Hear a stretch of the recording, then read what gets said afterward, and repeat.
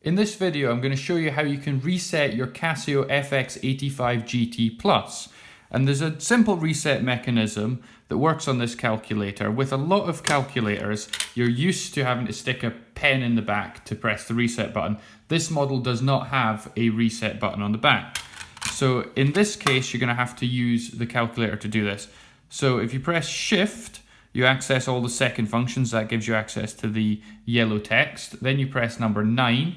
That gets you to the clear menu, and you can clear your setup, leaving the memories intact. You can clear the memories, or you can just wipe everything and completely reset it, which is what we are going to do by pressing number 3. So it's asking you to confirm this because you might have things saved on there that you want to keep. So you press equals for yes, and then before you can use the calculator again, you're going to have to press the AC key as instructed.